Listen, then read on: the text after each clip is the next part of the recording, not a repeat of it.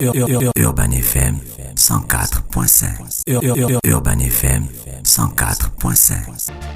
Sur les 104.5 Urban FM, la station urbaine, on a le versus du jour. Oui, on a le versus du jour. Je vous dis presque tout sur le versus entre Magic Johnson et Michael Jordan. Aujourd'hui, c'est l'anniversaire. C'est son anniversaire. Oui, il a quel âge? 59 ans. Il est jeune comme ça. Sérieusement, Il a 59 ans. Comment ça, il est jeune? 59 ans, c'est pas vieux. Mais attends. Est-ce que 59 ans, tu es dans le troisième âge? Non. Non. Non, alors. Non. Mais attends, troisième âge aussi, c'est les grands-parents d'Afrique. Écoute, il a été sportif une très grande partie de sa vie. Il a une hygiène de vie qui est irréprochable puisqu'il continue à s'entraîner, il continue, voilà. Et puis donc, ça maintient une certaine... On a 5 ans d'écart, lui et moi.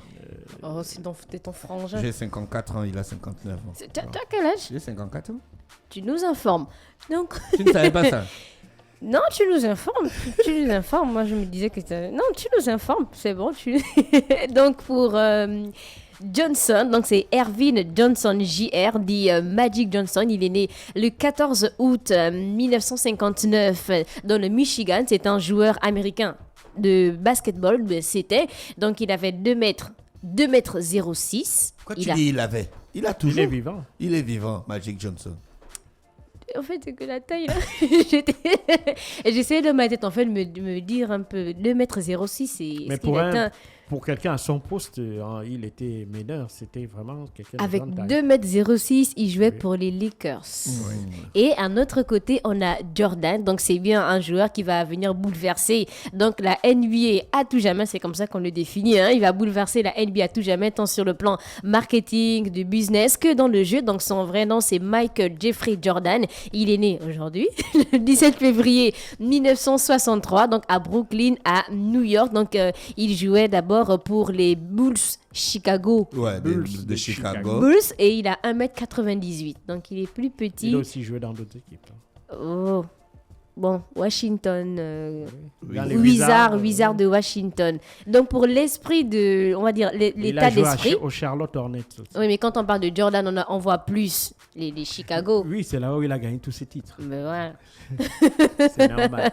Et donc l'état d'esprit, on va commencer par Magic Johnson. Donc ce qui le différenciait des autres, c'est qu'il s'entraînait hyper dur. Donc il faisait ça pour pouvoir faire sortir ses faiblesses et ses lacunes dans le but de s'améliorer encore. Et maintenant, dans l'état d'esprit de Jordan d'Afrique, je dois toujours m'arrêter, mais bon, c'est son type apparemment. Donc Jordan, il a un esprit de compétition, il était obsédé par la victoire, il se nourrissait en fait des critiques pour pouvoir répondre sur le terrain. Donc Michael Jordan, d'après lui, un leader se distingue, on va dire, par sa capacité à s'automotiver. Donc un leader élève les membres de son équipe et un leader est d'autant plus influent en fait qu'il est humain. Donc c'est comme ça que lui définit en fait le leader. Et pour les moments iconiques de Magic Johnson, on a grâce à Magic Johnson en grande partie aux efforts du sportif, en fait, que les Lakers sont devenus la première équipe depuis les Celtics de Bill Russell à remporter des championnats consécutifs, donc en 1987 et 1988. On a aussi le deuxième match de la finale de la NBA de 1987, alors qu'il restait que 7 secondes à jouer et que Boston menait. Donc on a Johnson qui a marqué et il a fait gagner son équipe. Quand on parle de moments iconiques, emblématiques de Jordan, est-ce que d'après tu en as un moment iconique de Jordan? Un moment iconique en fait dans sa carrière, ce qu'il a fait dans un match que tu as dit que oui, ça c'est un grand. Oh, il a fait beaucoup de choses dans les matchs qui disent que ça c'est un grand. Comme Oui, il en a fait. le concours de dunk de 1987 qui est relevé comme étant un moment iconique. On a le changement de main en plein vol, durant la finale en 1991. En plein vol. Est-ce que main c'est gauche, difficile? main droite. Est-ce que c'est difficile? On appelle ça main gauche, main droite. Mais est-ce que c'est... Il a fait ça, hein. il a fait ça Dikembe Mutombo. Un Congolais. Il ne pouvait pas smasher sur sa tête. Oui, mais est-ce que c'est difficile? Changement de... Il faut faire ça pour voir où tu as la taille de la règle. Et donc, il a fait en plein vol en 1991. On a les 6 tirs à 3 points dans le premier match de la finale de 1992. On a la moyenne de 41 points durant les matchs des finales de 1993. On a les 72 victoires sur 82 matchs dans la saison régulière de 1996. Donc, il joue 82 matchs et il gagne 72 1072 matchs. Ouais. Je pense que là, quand même, Ils avaient écrasé la concurrence. cette année. ils avaient écrasé la concurrence. Donc, pour les Mais JO, cette équipe des Bulls, là, c'est l'une des meilleures de tous les temps. Hein, de D'après l'histoire toi. du basket. il faut Non, donner- c'est Non. statistiquement, quand on regarde. Ouais, statistiquement. Donc, pour les JO, donc, il est médaille d'or aux JO en 1984, puis en 1992 à, oui. à Barcelone. Et aussi Johnson, médaille d'or aux JO de Barcelone avec la Team America. Et pour la chronologie, avec Larry Bird. Il faut Larry rappeler qu'en Loiseau. 84, ce n'était que des étudiants qui avaient le droit de participer aux Jeux Olympiques pour la médaille d'or. Et après, Là, quand même, c'était une petite tricherie et aussi. Là. lorsqu'il y a eu l'entrée Comme des on envoie les États-Unis dans la professionnels. FIBA, dans la Fédération internationale de basketball, en 91, donc les Américains ont pu participer, les professionnels, aux Jeux Olympiques. Mais on de devait envoyer 92. aussi des universitaires. Hein? On devait aussi envoyer Il y des... avait un universitaire dans la team, j'oublie son nom, mais malheureusement, il n'a pas fait une grande carrière de basketteur. Mais ça ne veut pas dire, mais depuis lors, les Américains ont quand même perdu aussi des rencontres en basket. C'était important parce qu'il fallait élever le niveau du basket mondial. Et je pense que vous prenez des équipes comme l'Espagne, vous prenez des équipes comme la France, vous prenez des équipes comme le Brésil, des équipes même comme l'Allemagne, les équipes même d'Europe de l'Est qui ont considérablement élevé leur niveau de jeu grâce au fait que, évidemment, les Américains sont entrés dans la On FIFA. a la chronologie à la NBA. Donc, Magic Johnson, c'est 13 saisons. Donc, de 1980 à 1996 pour 906 matchs en NBA. Et Jordan, c'est 15 saisons de 1985 à 2003. Donc, des Chicago Bulls à Wizards de Washington avec 1072 matchs. Donc, 1072 matchs, je pense que c'est quand même... Mais il faut aussi c'est pas énorme. relativiser. Il ne faut pas oublier C'est que pas Magic Johnson... en saison régulière. Il ne faut pas oublier que Magic Johnson, au sortir des Jeux Olympiques de 92, on découvre qu'il a le sida. Donc, à l'époque, on connaissait On pas découvre, trop mais bien. c'est lui-même qui l'annonce. Non, on savait. Il est obligé d'annoncer avant que le scandale n'éclate. On savait et on sait il n'était pas homosexuel, mais il a obtenu d'une transfusion malheureusement qui était infectée. Et donc ça mis un terme à sa carrière sportive. Sinon, physiquement, il était en capacité de continuer à jouer. Seulement, les joueurs ne voulaient pas parce qu'ils craignaient qu'un contact avec lui, il y avait un risque de contamination. Bon, à l'époque, on ne connaissait pas, on ne maîtrisait pas vraiment Et son fils les voies devait de partir au contamination Cameroun, du- je pense, il y a 2-3 ans. Et après, les Camerounais n'étaient pas d'accord. Donc, c'était un peu un petit tapage sur le net pour Oui, c'est demander transgenre. à ceux Il qui faut ne dire ça aux viennent gens. pas, en fait, vu qu'il C'est un devait homosexuel. représenter... Oui, Il voulait est- faire quoi au dit- Cameroun? En fait, il était envoyé, je pense, par une association, une organisation défense des droits de des défense des droits des homosexuels. homosexuels. Et puis les Camerounais ont dit non, pas Oh, question. putain. En fait, on n'est pas dans l'histoire de LGBTQ. Donc, ils ont fait une tapasse sur Internet et il n'est pas parti au Cameroun. D'accord. Donc, c'est un peu ça. Mais bon, lui, il a mis un statut pour dire qu'il faut que les mentalités changent. On est déjà au 21e siècle, ce n'est pas normal. Mais après, c'était interdiction. Donc, exploit et record. Donc, on a Johnson, qui est également l'un des rares joueurs à réaliser un triple-double sur une série de playoffs. Donc, performance qu'il réalise à 4 reprises. Et quand on parle de Michael Jordan, pour l'exploit et record, on a dû trier parce qu'il y en a tellement. Donc, il a placé Chicago comme franchise importante à une époque où la ligue était dominée par le duo Boston et Los Angeles, soit Larry Bird et Magic Johnson. Il a le record de la moyenne de points marqués par match sur toute sa carrière, soit 30,1. Il a participé 13 fois au All-Star Game. Il est 10 fois meilleur marqueur annuel de la NBA, dans 7 fois successivement. Et le 22 novembre 2016, Barack Obama lui décerne la médaille présidentielle de la liberté. En 2009 et en 2015, il est nommé meilleur sportif de tous les temps selon un sondage auprès des Américains. Comment ils font des sondages, en fait, les Américains, par rapport à un sportif? Parce que c'est... Ils ont le matériel, ils ont des infrastructures, ils ont Et la tous technologie. les Américains... Bien sûr. Non, pas tous les Américains, c'est 300 En millions grand- en d'individus, grande mais on prend un partie, en fait. échantillon- On prend un échantillon représentatif de la population américaine, ils font le sondage dessus et voilà. Championnat NBA ou encore franchise. Donc, Johnson, c'est 5 titres NBA. Donc, en 1980, en 82, 85, 87, 1988. Il est 4 fois à finale de la NBA en 83, 84, 89, 91. Il est 9 fois champion conférence Ouest. Donc, en 1980, en 1982, 1982 à 85, de 1987 à 1989 et aussi en 1991. Donc, championnat NBA en franchise concernant Michael Jordan. Il est 6 fois champion NBA, donc en 91, 92, 93, 96, 97 et 98. Il est 6 fois champion de la conférence Est. Il est 6 fois champion de la division centrale. Il est une fois vainqueur de l'Open McDonald's en 1997. Donc, pour les points totaux lors de la carrière, parce qu'on se demande bien combien il a marqué exactement. Johnson, donc il a marqué 17 707 fois pour 1724 vols. Donc lorsqu'on fait les compétitions en fait pour les matchs de basket, il y a des appareils, mais peut-être il y a des personnes qui comptent les vols. Comment ça se passe, vous qui regardez le basketball, Jean-Paul, s'il te plaît, pour les vols? On fait les statistiques, ce qu'on appelle les statistiques. Il y en a plusieurs. On regarde le nombre de points, on regarde le non, nombre mais de quand on passes parle de décisives. vol, c'est bien quand c'est un peu comme le dunk, non? Non, pas forcément. On a dit qu'il a volé. Non, en fait, il a 17 707 points le total en fait de sa carrière pour 1724 vols. Non, je pense que là, c'est tentative, en fait. On compte les tentatives, les tirs, et on compte les tirs qui ont Donc là, tu abouti, vois qu'il Oui. vole qui ont donné comme des l'avion. points. Voilà, c'est Mais pas un non, vol. d'après- Vénéré non, tout moi aussi. je me C'est dis des tentatives. mais pas voler comme l'avion en Non. fait, voler comme le saut de Jordan par Non, il y a exemple. quand on fait les lancers francs, on ne saute pas.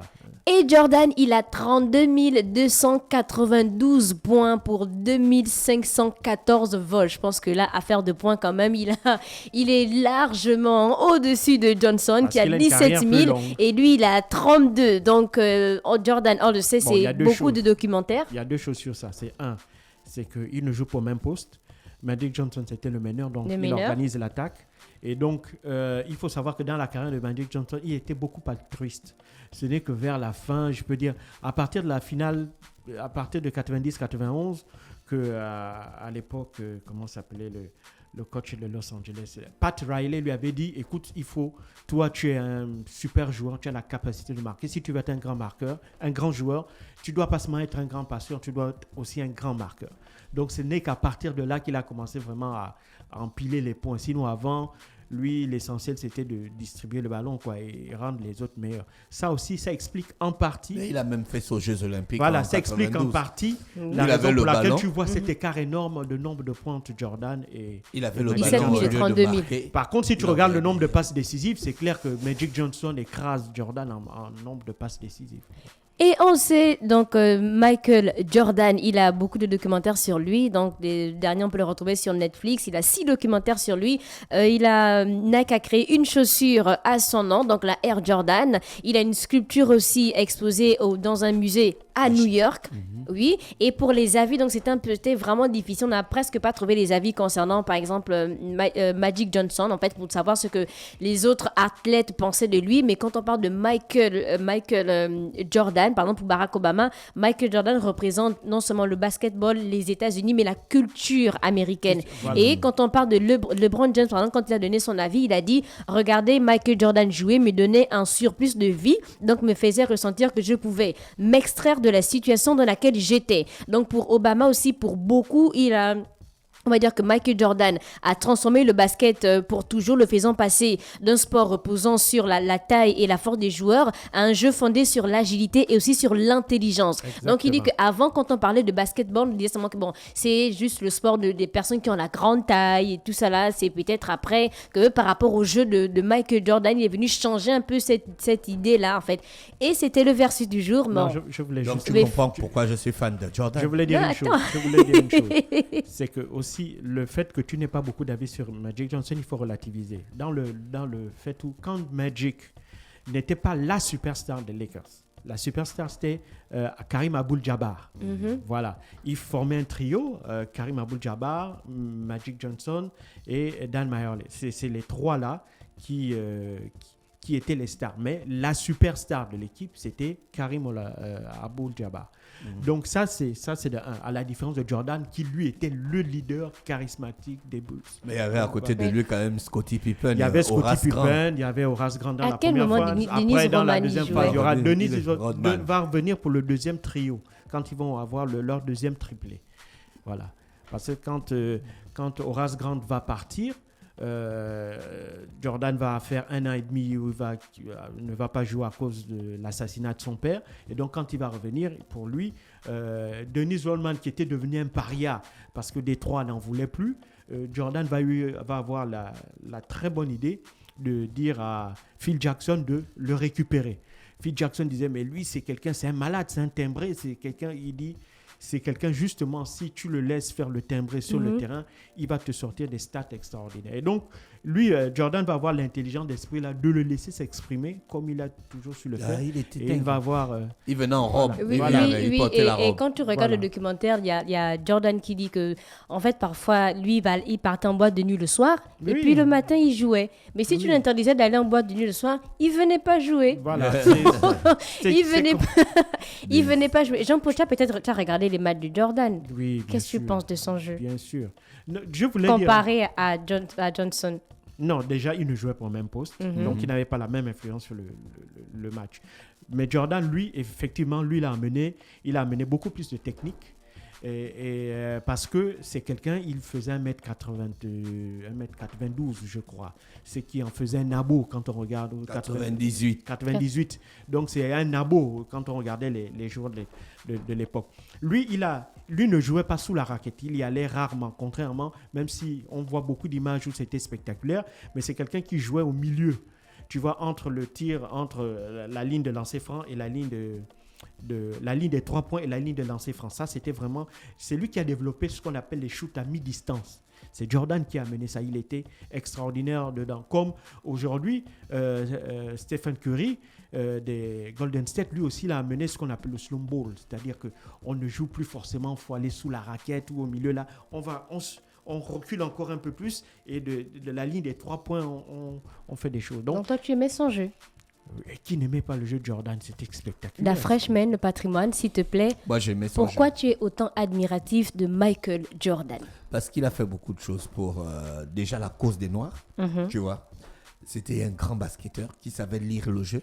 Il savait prendre des responsabilités quand le match ne tenait pas. Tu vois, ça, c'est ça. Donc, le dynamisme, la discipline au travail, tu vois, l'esprit d'équipe. Et c'est un businessman aussi. Oui. Tu vois. Et puis aussi, lui, c'est un synonyme de victoire. Il a fait 2 titres de champion universitaire. Il a gagné ses 2 finales à l'université. Il est arrivé en NBA. Il a gagné sa finale pour être... ses finales aux Jeux Olympiques quand il était étudiant et quand il était avec la Dream Team.